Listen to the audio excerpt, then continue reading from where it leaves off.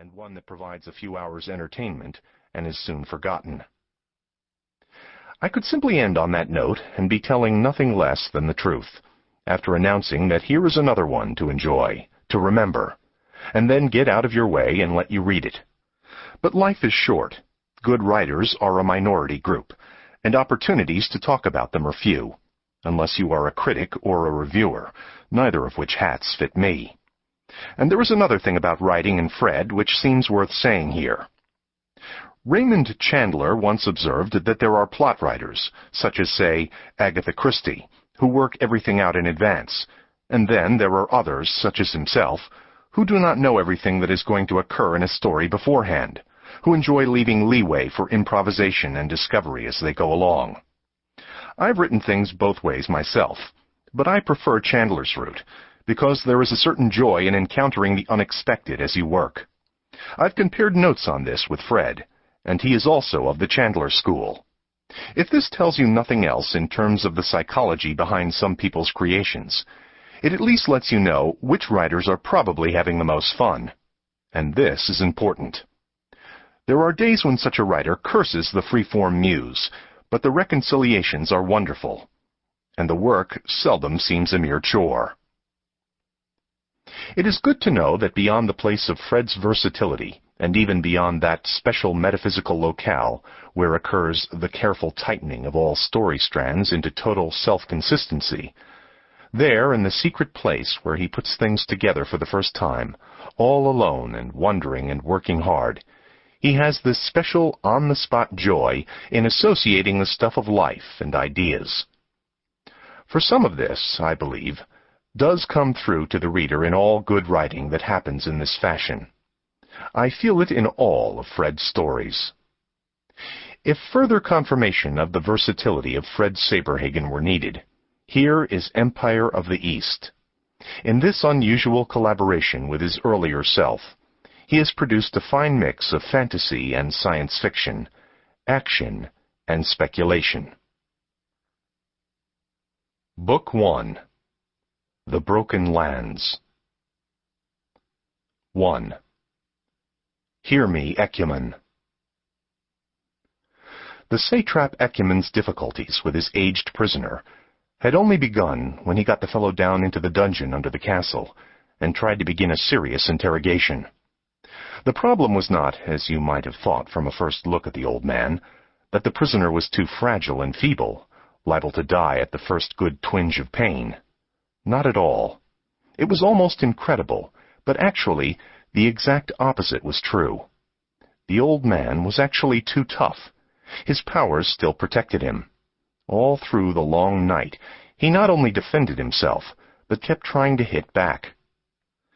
Ecumen's two wizards, Elslud and Zarf, were adepts as able as any that the satrap had ever encountered west of the Black Mountains.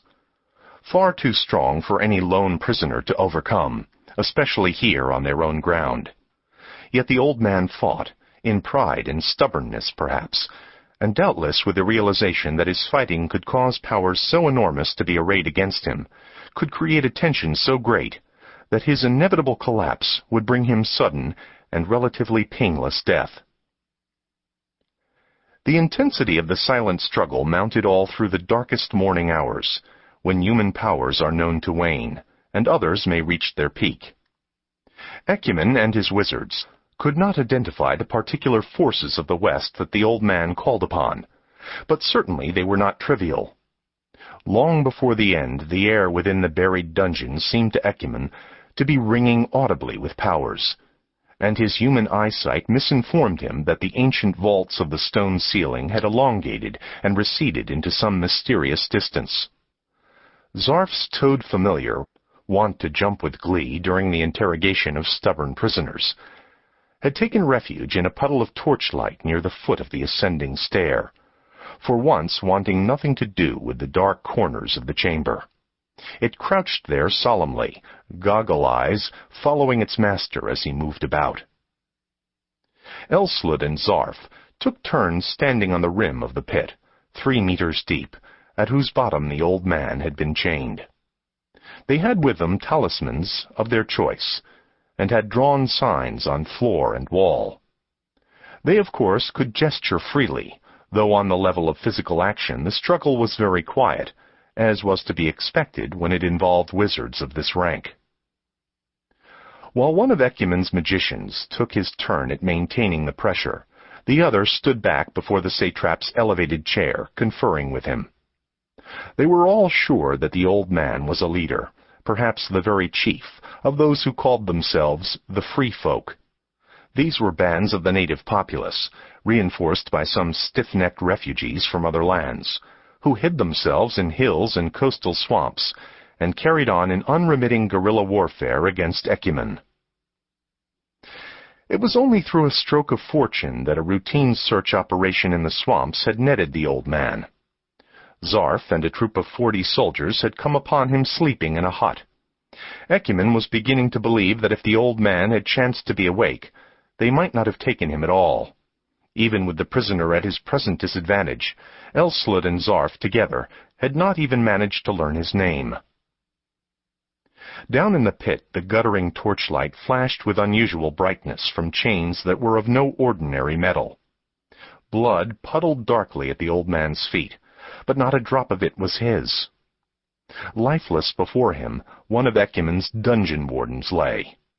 This man had approached the chained wizard incautiously, to be surprised when his own torture knife whipped itself out of its sheath to fly up and bury its dull blade to the hilt in its owner's throat.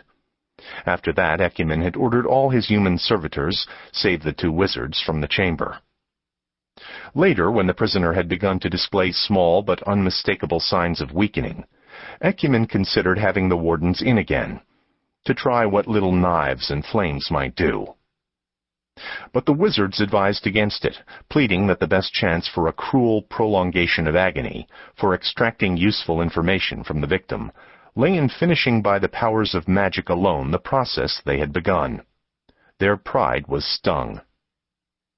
The satrap thought about it, and let his wizards have their way, while he sat attentively through the long hours of the test.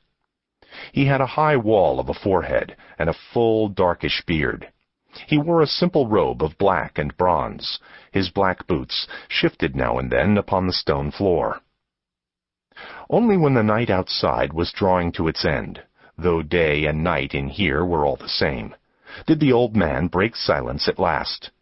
He spoke to Ecumen, and the words evidently formed no spell, for they came clearly enough through the guarded air above the torture pit.